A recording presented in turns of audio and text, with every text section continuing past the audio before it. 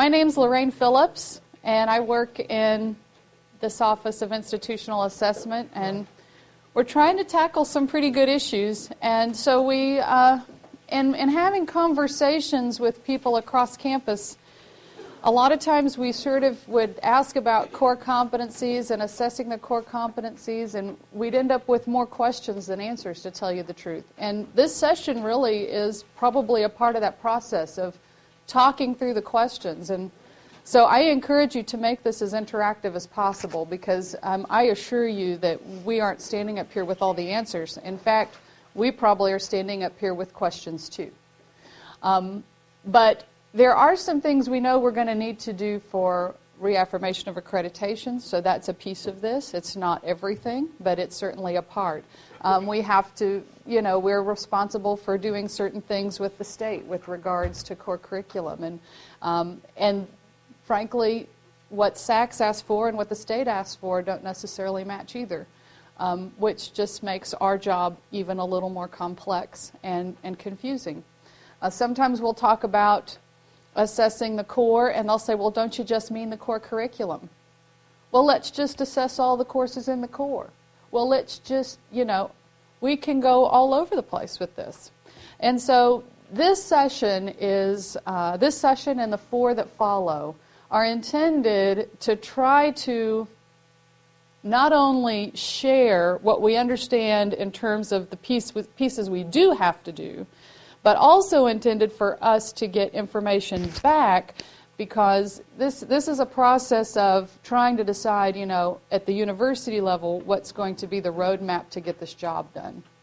And part of why I'm so glad we're taping this for TAMU Q is because as a branch campus, as well as Galveston, did Gil make it? Yes. There's issues there. How are we making sure that the issue of the core competency assessment is at our branch campuses as well as the College Station campus? So lots of things to kind of think about. So let's just get started. And so Pam and I are going to share the stage together today. Right. And Doug Slack was supposed to be here, but he's out of town. But no worries, Bob Stewart's here, and he's going to give us the Faculty Senate perspectives and the Core Curriculum Council perspectives.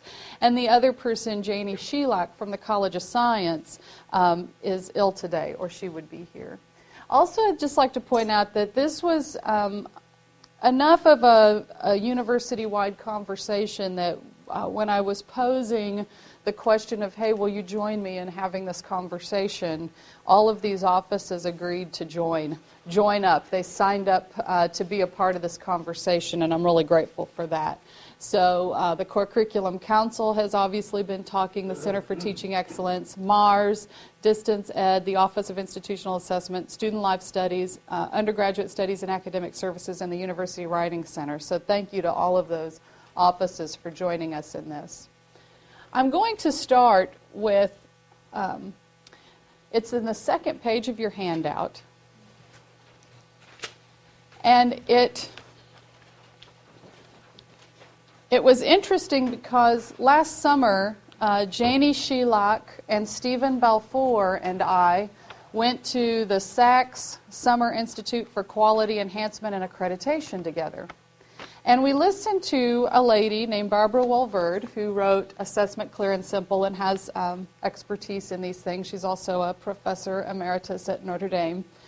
And this is her chart. Well, Janie didn't realize it was her chart. She just flipped open her booklet to the first page in our conversation that we were going to be having in Orlando, where the conference was. And she says, oh my gosh, did you send our university structure to SACS? And I said, no. And she said, well, look at this page. It's just like us. What's interesting is, for Barbara Walverde, this is not at all unusual in terms of the structure. And that's one of the issues when it comes to core competencies and assessing core competencies. And I call it the everybody owns it but nobody owns it problem. Because we all care about our university's core competencies, but in terms of assessing that, how are we actually going to manage? And how is it different when we say core competencies, you know, how is that different from the core curriculum? How does the core curriculum contribute to the overall core competencies? You know, how does work in the major contribute to the work of the core competencies? You can see here, and this is, everything seems to be feeding up to the provost, but not a lot feeding to one another. So here's a committee we sort of have. We have a core curriculum committee. And that committee feeds up to the faculty senate. That's sort of consistent on this chart with what we have. And that group feeds up to the provost. We don't have an assessment committee. We do have an Office of Institutional Assessment now since, I guess, 2005. But we don't necessarily have a committee right now. We have an assessment liaison structure. So in every college, there's an assessment liaison, and I've been really begging for assessment liaisons at educational support units. We don't really have the administrative support units done yet, but we're making some progress. So we have that kind of structure. This would be our Vision 2020, right? And it's not interacting necessarily with the other committees. It's a separate committee. Then, of course, there's the vice presidents. The deans reporting to the provost, but not necessarily in communication with these other. So my overriding question is, how is this chart, I think I'm pointing out some ways that it's like Texas A&M. In what ways is it not like Texas A&M also? Or can we agree that A&M faces the same challenges that are outlined on this chart? Well, the additional challenge we have is getting around the regions telling us what to do. So there's another administrative layer laying in there. The system, right? We have a system not all colleges, all universities are a part of if they're not public. Is QEP listed there? Not on here. But that's an interesting thing to bring up because in our last reaffirmation, we did a lot of good stuff, but we had one oops, and that was we started using QEP and assessment like they were synonyms. And they're not.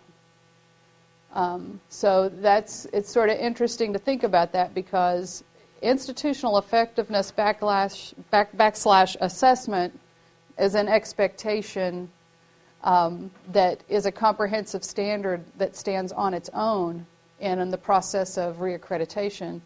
The QEP is a different thing that is usually something that we do to improve student learning that's related to almost like a project-based process. Like, for example, at the University of Texas, they just had their site visit this year for their reaffirmation, and they're doing something called signature courses, where all the freshmen take a signature course that helps them to solve, think about solving world problems and think about global issues and that sort of thing. So that's their QEP. That's different from everybody has some sort of assessment or effectiveness process in place. But no, it's not on there. Other differences or comments about this chart? I mean, one thing I always notice, like sort of the big gap in these always, is with the exception of the faculty senate, faculty are never in here. And then we wonder why faculty members don't really know what's going on. Like, we don't actually ever include them in the process very well, at least not very systematically. So unless you happen to be on the faculty senate or have a faculty senate who is really good about going on, there's a lot of work to do. You're right. We call this faculty. So that means that are we wrong to assume that if something happens here that it goes out to all faculty? I'm not sure. It does it? You need a box in the center under departments and programs that points down to faculty. Right. Sorry. Under departments and programs, a box that points down to faculty. Under here, under departments and programs. The one thing that I took away from this chart is I can absolutely see why assessing core competencies is a hassle because this is a mess. and so somehow we have to come to some agreement on how we're going to get this job done in light of the fact that all of this is going on. And there's no clear ownership for me anyway. I know the faculty owns the core curriculum, and I know that concept is critical and very, very important, but they don't necessarily have a budget set aside just for, say, dealing with assessing these competencies, even though that group is an important owner of the core. So this part is what I wanted to show you because this is the where you need to go part. The title of this session today is Assessing Core Competencies, Where We Are and Where We Need to Go. So I showed the chart because for me that's part of where we are. Everybody's not necessarily all moving toward assessing core competencies together. There's some challenges. There's some disjointedness there. It's not just us. Everybody has the problem. Where do we need to go, though? Where do we need to go? We need to be able to do this thing. And we know that there are some institutions. Well, let me just say, when you look at SAC's research, SACS has a research branch. This is the number one reason why institutions have to do things like monitoring reports, is on this, 3.5.1. The institution identifies what they call college-level general education competencies, what we're calling core competencies, and the extent to which graduates have attained them. And I'm reading this out loud to you, though I know everybody in here reads, because this last part, what does it tell us about what we have to be able to do by 2012? Yes. And we have, sometimes we have this conversation, well, isn't this, let's just assess the core, let's just assess all the courses in the core, we'll get it all taken care of if we do that, right? No. How will that not work with what we're asked to do here? You know, college is a completely artificial construct that varies at every institution and both between and within institution. And so even the notion that there's something at college level that's common, to me, is something that SACS ought to be taken to task on and say it doesn't exist. And so I think this is a completely artificial process that's either going to produce nothing that's really meaningful at that level, or is going to force colleges into some artificial mode of behaving so that they have it. I really completely object to this. My sense of it, where it goes, is that if we're talking about graduate level, which they seem to be nosing around, it's even worse than it is at the undergraduate level. But, I mean, I think fundamentally SACS needs to be, rather than say, oh, we're going to flop over and just do this, is to go back to SACS and say, this is not a workable model. I really fundamentally believe it's not a workable model. I've done assessment for 35 years, and to me, this is not a workable concept. But that's just my, my view that we should be confronting them, not simply going along with this.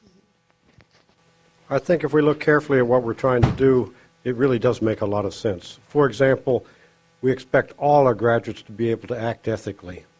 We don't want to be turning out a bunch of students who end up in the newspapers because they embezzled funds from their corporation, because they found ways around laws that they should not have done. So acting ethically, I think, is something that cuts across all colleges. All colleges would need to turn out those types of graduates. We expect all our students to be able to think analytically, have critical analytic skills. And there are these issues that there are these competencies that we expect all our graduates to have, which really do go across all disciplines and all colleges. I don't disagree with that. That's not a college level. That's not what that says to me. That's university level. Okay. And their concept. I mean, I'm responding to what I'm seeing there. Okay. And because there are so many kinds of institutions in SACS, my interpretation of that, when you say these are university level and versus college level, not every institution in SACS has separate colleges like we do in terms of our structure. But for us, I think, when they say that. They're talking about university level. That is what they're actually referring to. It needs to be made clear. Mm-hmm. And unfortunately, there is ambiguity when it comes to accreditation because we have to interpret the standards. But from what I understand so far, when we are trying to interpret this standard, when they say college level competency, I do think they mean for us university level competency. What this says to me is that when it says to the extent to which graduates have attained them, that we're not looking at what our freshmen and sophomore do in the core, but what we're looking at the later levels, maybe junior at the earliest, and capstone courses. Development is that we did this for employees. We had a core competency kind of a assessment through focus groups across campus, and we identified 10 competencies across the university. So is that something that you are doing for students across the university? You want to identify 8, 10, or 12, whatever number? So the question is, do we have student competencies? Employee education has developed 10 employee competencies. Do we have student competencies? And yes, that is what we're trying to do. The history here, I will only give my part, but I wasn't a participant in this history, so I'm going to happily. Well, I can tell you, we have Valerie Ballister back here. Yeah, I mean, I was a participant in the history very early on where Paul Meyer and I talked about, what do we have to look at every course in the core? And we started thinking about, and Lorraine was part of this conversation, actually.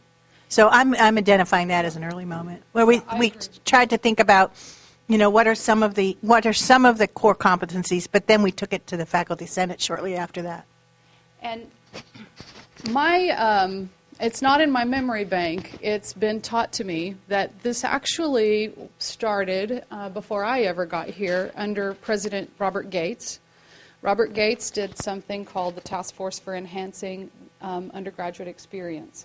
And in that report, which is still posted online, you can go check it out, there is an appendix where a subgroup of people that included Bob Webb, Martin Gunn, Marty Lauder, this group sat down and said, okay, really, what do we want our Aggies to be able to do when they leave? Every Aggie ought to be able to. And that's where these started. They then were vetted out a little bit in the Morano report, if my memory serves correctly. They went to the Core Curriculum Council. That group vetted them out, and they've been considered in the Educational Environment Council, and they've been considered with the assessment liaisons. And they've also, somebody mentioned the QEP Council earlier, and they meet maybe 3 or 4 times a year now, but when they used to meet on a monthly basis, they also vetted them out. One of the things the assessment liaisons talked about frequently and why they really wanted to see these outcomes go to the faculty group, the Core Curriculum Council, was because they found that they had a lot easier time writing program outcomes for their graduates when they could do it in the framework of these university-level outcomes. And not to pick on Bob, but I warned Bob I was going to pick on him. Is there anything you can add about the Core Curriculum Council's work with this? Well, there's a lot of there are 2 main issues. First of all, the Core Curriculum Council notices that Texas A&M University has no core curriculum. We have a menu of roughly 1,000 or more courses that students can choose from. So that no longer is a core curriculum. In fact, for some departments, all their courses are listed in the core curriculum. Secondly, we looked over this list and approved this list, forwarded it on to the Faculty Senate, and the Faculty Senate, I believe, has approved this list. The first item on the list is master depth of knowledge, and that will be assessed by each department or each college because they're the experts. The rest of them, the other 3, will be assessed somewhat in the departments of colleges, but primarily by the university as a whole. And that's where Lorraine comes in. She's going to show us how we're going to do all this assessment for the following 3, collecting the information and starting not at the junior-senior level, but start with the freshman. Can we demonstrate lack of knowledge at the freshman level, and then demonstrate at the senior level that they have picked up that knowledge and that we've added value to the student's life, and prove to the legislature that we have spent our funds well and that we are actually teaching students things that they did not know. And how to do this is not easy, and that's why Lorraine has us all here, I believe. What I want to show next is a chart that actually started because, really actually exactly because of what Bob was just saying. They were looking, this group, Core Curriculum Council, was looking at these outcomes and said, okay, well, how will we be able to provide evidence that students have attained some of these things? What sorts of evidence do we have? And so the question started with, what are we already doing that we can use as part of our evidence when it comes time to show the extent to which graduates have attained them? And that's a quote from 3.5.1. What kind of evidence will we be able to put out there to show that we have made good attempts to try and gather up the extent to which students have attained them? And that's when we started thinking about, we really didn't approach this with what's everything we could do. Let's think of a Christmas list and let's think of everything we can come up with that will make the most perfect assessment. Really, our first question was, what are we already doing? Resources are already going into this. What are we already doing? And we could just use that for evidence. And that's where this chart kind of got started. So I wanted to explain a little bit about the chart. And there's some things here that I probably need to revamp because the word twice on repeated measures is vague. But twice means twice before 2012. That's what twice really actually means. I'll revamp that. But the capstone analysis project for writing is actually one of the things, the first 2 things are things we weren't already doing. But we've been working with the University Writing Center and the Office of Institutional Assessment to think through a writing assessment project with sort of in the heart of it to almost also try to kill 2 birds with 1 stone. Because the University Writing Center is very interested in their W courses, obviously. And we are interested in how can we gather up evidence that we can show that our graduates have attained certain skills. And so we basically started, and you can go to our website and see this, but what we've done is we've started a process of collecting some papers from across the university. We have a draft analytic rubric that we have written mostly with the great help of the University Writing Center to think about how we could get faculty to help us to score or judge some of this writing. And of course, anonymity is key. We're not looking at, students and what class they came from and that sort of thing nearly as much as we're trying to think about just the big picture. What do our U4s look like when they're writing across all kinds of disciplines? And we're trying to develop a rubric that will accommodate that. And frankly, we're still working on it. It's a big project. We have 1,200 papers promised to us from across the university, faculty members that are willing to share and help.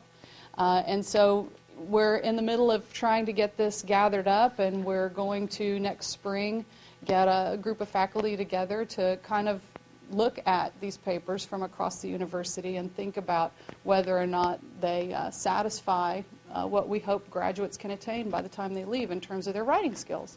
So that's one thing we're working on. Another thing we're working on has changed a little bit from capstone analysis project to critical thinking assessment test. You may or may not have heard about it, but we have about 300 seniors that are going to be taking a test. This is an NSF-funded project. We are in partnership with Tennessee Tech. And we're going to have, one of the joys of this particular test is that it's graded by our own expert faculty. So we will have faculty groups that come together and grade this test. And again, we're just simply trying to focus in on our U4s at this time to see if we can show the level to which graduates have attained the skill of critical thinking. Both of these projects are new, so really they're pilots for us. These are things we haven't done before. And I'm not aware that at Texas A&M we've really done anything quite like this before. So we're on new ground and we're learning a lot with both of these projects, but we've been really blessed to have a lot of good cooperation from both faculty and students. So we feel like we're at least going to be able to have some good information to look at when we consider have our graduates attain these core competencies. Now then, all the other things on here are things we already do. We have a climate study that's conducted out of Student Life Studies. One of those outcomes was related to diversity, and the climate study is a lot about diversity and what our students are feeling at the campus. NSSE is the National Survey of Student Engagement. The system requires us to do this survey, and I'm going to work my way back. And so we have about 3 administrations of it, I do believe, so far. And the questions on it are such that there's no reason, as an indirect measure, we can't at the very least consider those. Valerie. There's a new movement in NSSE where they have a lot of questions that are better than the questions they've previously asked about writing, where you're not measuring just the final written product, but things like the types of processes students go through, what kind of growth they may have in their editing and writing.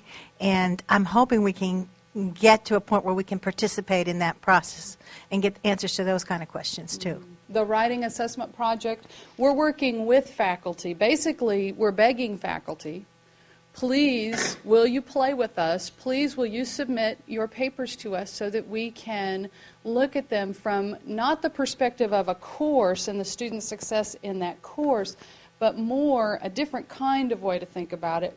If we look at all these papers from all these different disciplines, can we say we're comfortable with the level of writing that we're seeing across Texas A&M? So that's a different, and the only way we can accomplish that is that we make friends with faculty and we beg faculty for papers and they give them to us. So that's the 1,200 or so papers you said that you... Yeah, so I don't go in and do anything. We get things from faculty so that we can get our job done. Then the other one, the critical thinking test, that is a little bit different. That is a test that, actually we got a great deal on this test because we are part of the NSF-funded part of this test. But the students will come and take this test either at their lunch hour or in the evening. It is not going to inconvenience faculty because it's something that we will do separate from that. However, once we have the tests, then we can work with our faculty groups, again begging, will you please come help us grade this? And we sent 4 train-the-trainers to Chicago so that we can all come together and basically apply a particular rubric that is part of this NSF-funded project to the tests, and then we'll be able to actually compare ourselves to other institutions because we're not the only institution doing this particular test. It is very different from something like the CLA, if you've ever heard of the CLA, where the students take the test and you send it off to be graded. This is our experts, our faculty make the judgment about the quality of the learning in the test, which to me is a very important distinction. I'm going to move on to graduate survey. So in our graduate survey, we ask questions about, do you think you learned this? Now, is that a perfect measure? No. But it's an indirect measure. and to simply ignore the data when we have information that can direct us or point toward evidence that our graduates have attained these skills. Let's use the information we have that we can use to make that point. And then inquiry research-based education is what we used to call the QEP. There have been some college-level assessments that have gone on related to that. Where we can use that and relate it to critical thinking, we will certainly try to do that as much as is possible. And then applying a rubric to Student Research Week presentations. I understand, and we haven't done a really good job of documenting this, although it goes on. But for, one of the things I'd like to do is get with Bob Webb and see if there's a way to get the scoring of all those Student Research Week projects and actually use it to our own benefit for our critical thinking core competency, because this is great work that's already being done. That also applies to the speaking competency, and I just wanted to mention that, I don't know if you thought of this, but the writing rubric probably also does measure some critical thinking, and we might want to just kind of think about that. Okay, good point. And the last thing, since one of our outcomes right now is thinking about students in a global world, global society, leadership in a global society, just considering our study abroad. Study abroad keeps a lot of good information, a lot of good. They're very strategic in how they plan for the coming years, and I understand that study abroad is something we want to continue to grow as a program. So, in what ways will they have evidence that college students have attained global skills, then to, work with them and try and collect all of this and keep it in one spot. Now, one last piece of this chart that's important. We think of, there's three lenses at the bottom. One is general education as a program, just thinking about, okay, what do we ask students to do when it comes to general education? Is there information there that we can gather to provide evidence to show that students have attained these competencies? Lens two is general education competencies within the major.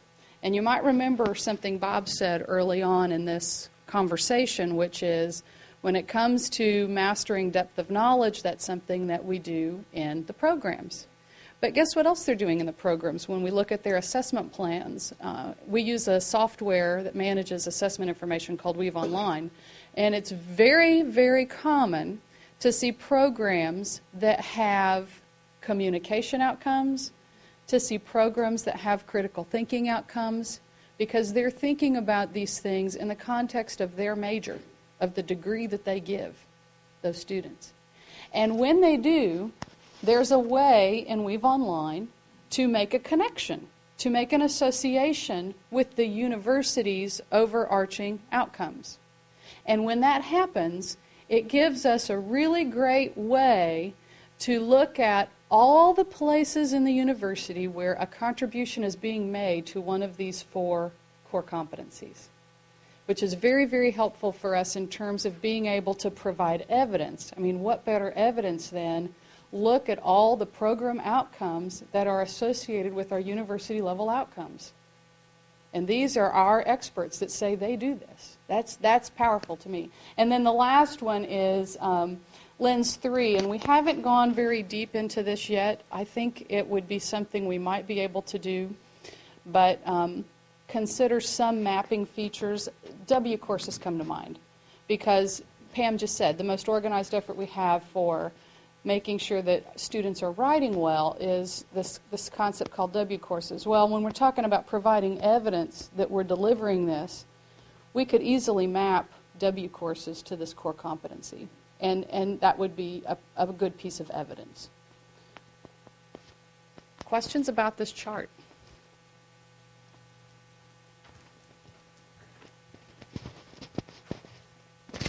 Lord, I'd just like to go back and, I guess, reinforce what Valerie said, because teaching W courses, I have concluded that the best measure of critical thinking is really expressed in writing. They may sound pretty good, but when they have to write it, if they can't think clearly, they can't write. and boy, does it show up. And so I think linking those two bears a lot of merit. And when you look at those papers, I think you should assess the papers that are submitted on this W project for both of those two criteria. What evidence is there in these papers of critical thinking being expressed? Yeah, that's a great point. We really do need to think that through. I'm wondering about the point about the value added. And although I know that's probably something we have to maybe do later, because right now we have to look at where people are when they graduate, I'm wondering about, in writing, the W courses aren't meant to be their sole writing instruction. I mean, that would be impossible. Those are content courses where they're getting kind of extra practice. They're getting kind of the icing on the cake. So I'm wondering at some point whether we're going to work in the core curriculum communications courses into this. I also wanted to mention that the Writing Center is now moving into speaking and as another, area where we're going to have communication courses as well. So again, looking down in the future, we can start looking at performance of oral presentations. Mm-hmm. Oh, yeah. That's an excellent point. And that would be, insofar as it's the way we're already doing things, because we are working toward building up those sort of skills, that's the kind of stuff we want to use when we're providing evidence for attainment of our graduates.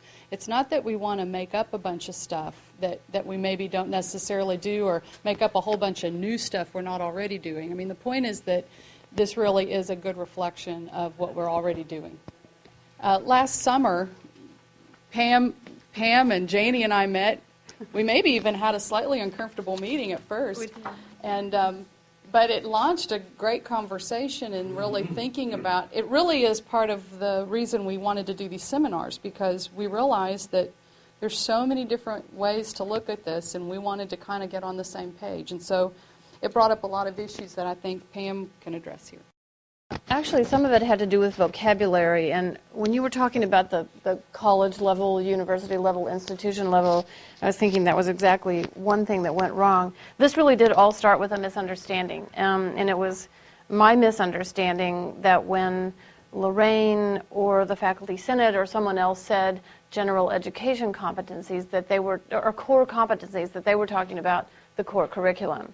So, so it all began with this kind of 20 minutes of, why are we all mad at each other because you don't seem to be saying what we're saying? And it turned out that we were just wrong. So we weren't talking about the core curriculum at all. We were supposed to be talking about this other things, the core competencies as defined in that earlier slide. So one thing I think we should all kind of think about is this vocabulary issue. That is, but some of the problem does come in because everybody uses different words for things and they mean something different. So when someone here says core, we typically think core curriculum and not core competencies as defined by general education outcomes. And general education outcomes is not a phrase that Texas A&M University has ever in my 19 years here used. That I'd never heard that. I started reading it when I became the reluctant expert in the college on assessment, and started trying to do massive amounts of reading to get myself up to speed. And I can tell you that it has taken me 3 years in my longing many times for my former protected faculty position, but now as Associate Dean, to have to read all this stuff and just figure out what people are talking about and what they're saying. So I defer to many of you in this room who know way more about this than I do. But after this meeting, I became known as the Queen of Alignment, and here's why. And the way I'm using alignment, so we'll start with the definition thing, and it's a term that for those of you who know assessment gets used all the time, but was new to me, and it basically just means make sure that everything you're saying fits together. It's pretty simple, really. So one thing that I did when I began to look into our college assessment plans and try to get our my even more reluctant colleagues to play nicely and to actually develop these plans and to make it seem not like such a horrible thing to do, I started looking at the catalog. And so here's where I would like to begin today, is by saying here's where you do not find anything about those 4 core competencies that we all presumably agree to at this institution. You don't find them on the Texas A&M University website. So if you go to the website, and I encourage everyone to go do this at some point, it's quite an exercise. If you go to the home page, you don't find a mission statement and you don't find core competencies. If you stick to it a little bit and you click on academics and go to academics, you still don't find mission or core competencies, or even just that list. I mean, whatever it might be called, you don't find that. If you put mission statement in the little search box off the home page, you do finally find it, but it's a mystery where it actually lives, because when you look at where it's supposed to be tracking, it goes from home to statements to mission, and when you go to the home page, there is no such thing that says statements. So I have no idea where this actually is in that weird cyber way. You know, it's somewhere out there. But you can only find that if you happen to go and you're the kind of student or counselor or parent or faculty member or associate dean who's looking for the mission statement. You can only find it if you know to type in mission statement, and that's where we actually get it. When you find the mission statement, you don't actually see many of the words that are listed in our now agreed to 4 competencies. So there we are. All right, so number 1 place you don't find anything about this is the A&M website. The number 2 place you don't find anything about this is the undergraduate catalog. So if you go to the undergraduate catalog and you're looking for the thing that we've all agreed we're trying to do as we educate students, none of these things show up. I mean, they show up in these roundabout ways. You know, if you search for the word analytical, you'll find it, and if you search for the word communicate, you'll find it. But there's nothing that lists those things. So to me, what we have here, it's a little like Bob mentioned with the menu of the courses that isn't really a core curriculum. We have a bunch of words that aren't really a set of core competencies. And so I think one really simple way to start some of this for whatever unit you're in charge of is to try to make sure that what you say in your catalog, what you say in your brochures, what you say on your website, all actually feed into what you say you're trying to do for your students or for whatever unit you're in. And this works across units. It can be academic undergraduate programs, it can be employee services, it can be student services, it can be financial services, it can be any unit on campus, a physical plant. Do you even say that you want to do what the university has said we want to do? And it seems pretty simple. It ought to actually be starting with the university. Someone who's in charge of our really kind of beautiful website really ought to think about whether we believe in those 4 things we've said we want, because if we do, they should be on the home page. The home page should say, every student who graduates from this institution will, and then list them. And that's pretty simple. I mean, almost anyone could add that to the web page. Just as a kind of fascinating exercise, when I first started this and was looking in the catalog for what I thought was a conversation about the core and not core competencies, so that turned out to be a different thing. But we have, you may remember, those of you who've looked at it, we have these 7 things that comprise the segments of the core curriculum at Texas A&M. And, you know, one of them is communication, and one is math, and one is natural sciences, and one is humanities. And every one of these has a little rationale at the beginning. And Bob, this might be something for the faculty, for the Core Curriculum Council. None of those descriptions really line up very well with those core competencies that we have said we're actually after. I mean, the ability to communicate, that one's probably the clearest. The rest of them really kind of don't. I mean, they say all kinds of wonderful things. One of my favorites is knowledge. This is number 3, knowledge and appreciation of science as a significant human activity rather than merely a listing of results or collection of data. And I think that's fantastic, but where does that fit? Like, how do we fit that? Do we call that depth of knowledge? I mean, it's the core curriculum, so presumably not. So I guess one of my little hobby horses is just when those catalog proofs come back to whoever they come back to, and that's even a fascinating research project, who do they go back to? Because some pages you get and you think, well, who gets those other pages? And so would be to let us think more deliberately, more intentionally about the university's goals and to line those up with our descriptions of what we're actually trying to accomplish. One of the things that we did when we did our core competency study was, and we had groups across, we had staff, we had faculty, and we had, we gave the mission statement, and we said, okay, look at this, and identify list of competencies that you think all Texas A&M employees need to achieve this mission. So, yeah. That's great. I mean, that's exactly Yeah, so yeah, that's exactly, yeah, that's. But how often we're just speaking at angles, there's a mission statement and there are competencies and nobody's thinking about whether those two things are actually fitting together except in some pretty vague way. So university administration as a whole cannot think critically. or just get organized. No, I agree with you completely. I was one of about 10 people in charge of a $750 million project for NASA, and everything in that project went back up to a single mission statement. And if you couldn't trace back to that single mission statement, you didn't do that piece of work. Yeah. Other comments?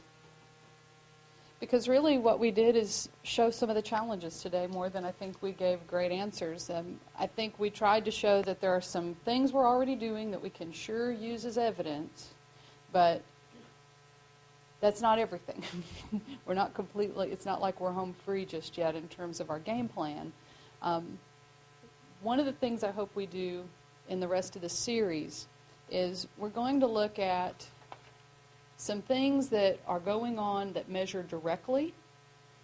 We're going to elaborate, if you were interested in those first two projects at the top, in our next session, we're going to be elaborating on those in much more detail so that we can vet them out with you as a group.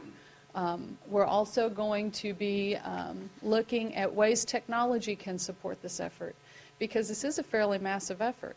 And so, yay, there's technology out there that helps, but how do we know which technologies are the most helpful? So we're going to take one of our sessions in this series and look at things like Waypoint rubrics that are a software that the University Writing Center has graciously purchased for our use. And we've been trying to expand the use of that with our faculty.